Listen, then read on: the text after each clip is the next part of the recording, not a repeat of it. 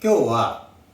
ここにある豆腐を使って料理をしていきたいと思います。それはですね、高野豆腐をまず作ることで、高野豆腐といっても、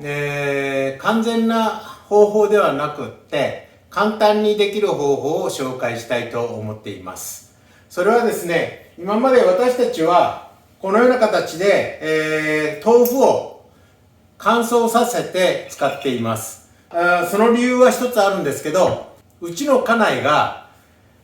ビーガンになりまして、数年になるんですけど、ビーガンになって、ほとんどの肉類を食べなくなりました。肉、魚、そういうものを食べなくなりました。そのためにですね、野菜でどのように、料理するかっていうのをいつも研究しています。で、特に豆腐などは大豆のタンパク質が多いものですから非常にいいもので、値段的にも安いものから高いものまで幅がありますけど、今回は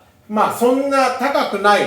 豆腐を使って高野豆腐を作りたいと思います。なんちゃってソイプロテインですけど、安い、プロテインを作ろうかなと。ソイ、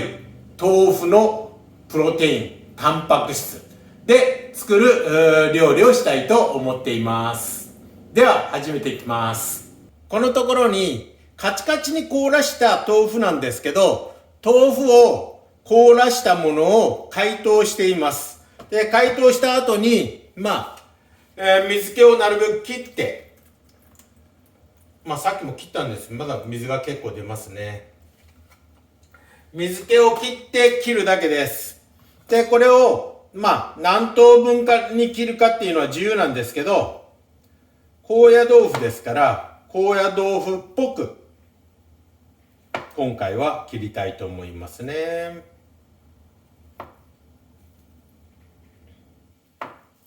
こんな感じで切ったものとか、いろいろな種類を作っていきたいと思っています。では、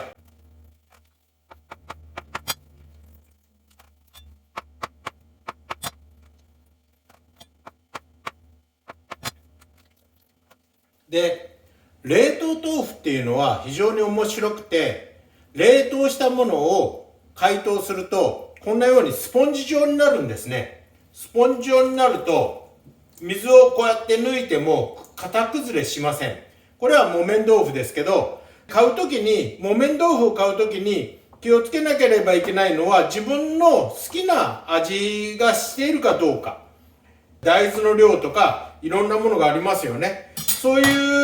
味付けがどうなってるかっていうのも一つの、根拠になります。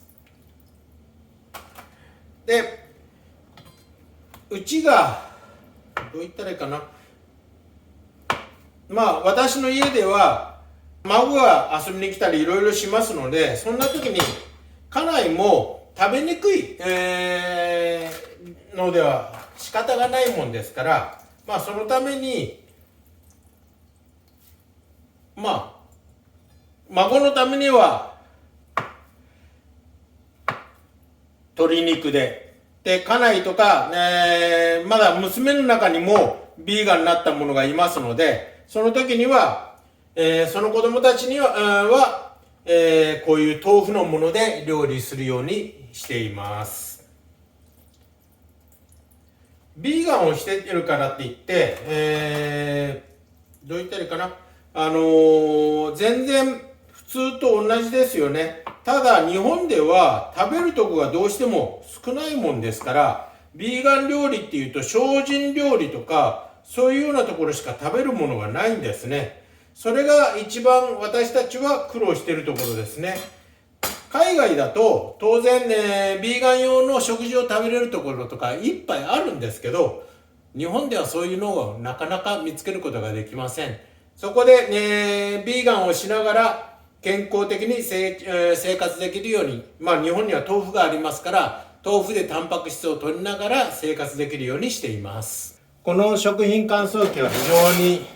重宝しています。私たちが、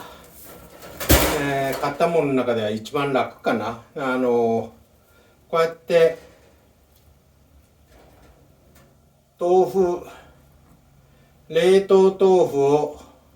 今度は乾燥させます。乾燥させるだけですけど、それである意味で高野豆腐みたいになっちゃいますね。しみ豆腐っていう言い方をした方がいいのかな。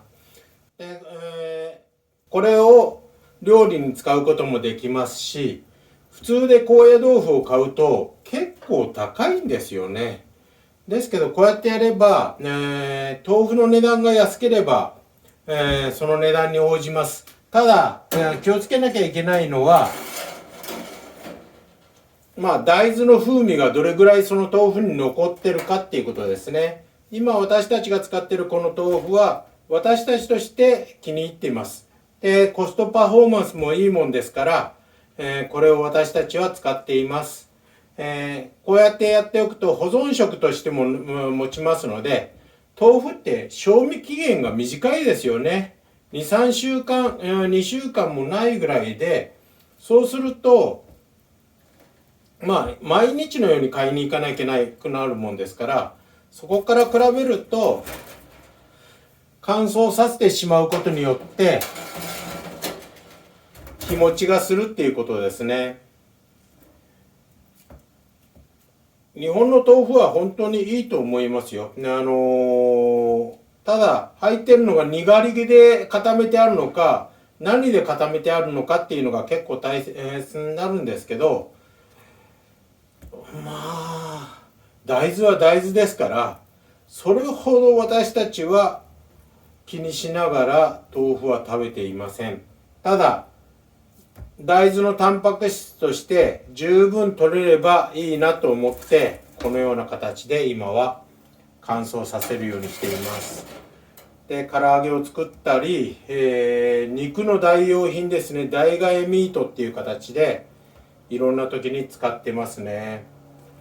そのレシピもインターネットなんかで調べるといくらでも出てきますから、そういうのを皆さんも使われるといいと思いますけど、高野豆腐を買うよりもはるかにお手頃にこれが作れるっていうことですね。私としてはそれで十分で、ついでに今回はなんちゃって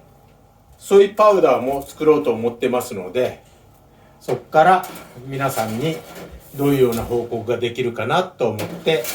作り上げています。今回は高野豆腐で色が変更されてもそれほど問題ないもんですから、いつもだと50度ぐらいでやってるんですけど、70度で24時間行います。70度で24時間行うことによって、カチカチの高野豆腐ができてしまいます。で、それをまたブレンダーで粉にするっていうところの作業も見せていきたいと思っています。12時間ほどでだいたい乾燥ができましたので、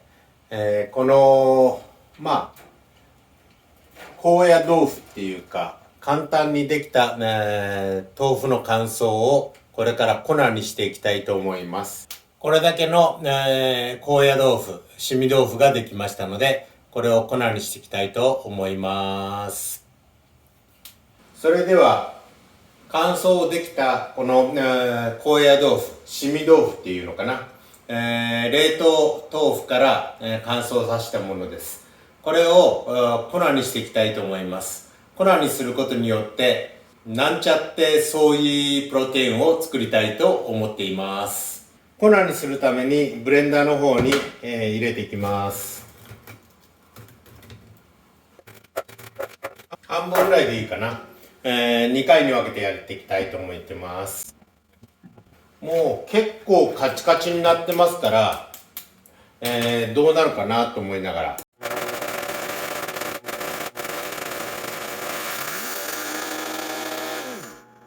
これぐらいで1回、次のやつをやってみたいと思います。保存瓶に移していきます。次のも行っていきますね。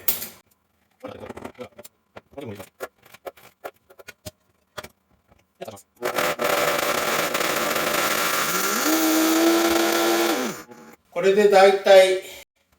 大豆のプロテイン、大豆タンパク質である豆腐からですね、こんな感じに粉ができました。この後ちょっと試食していきたいと思いますね。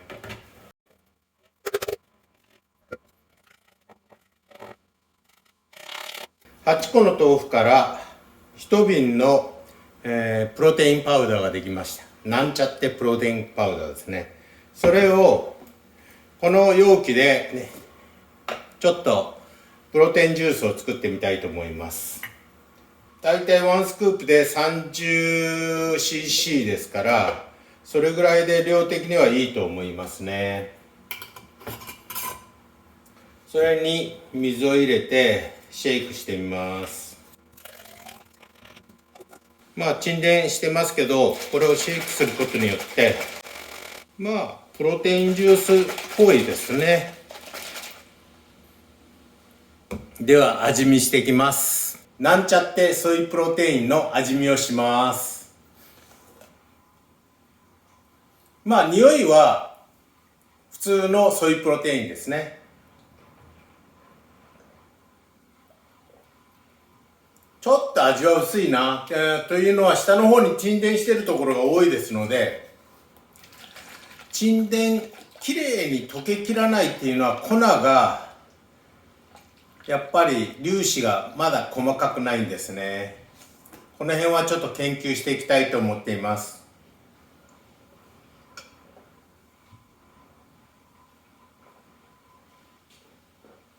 ちょっと粉が残りましたけど、豆腐かな、そんな感じがします。じゃあ終わります。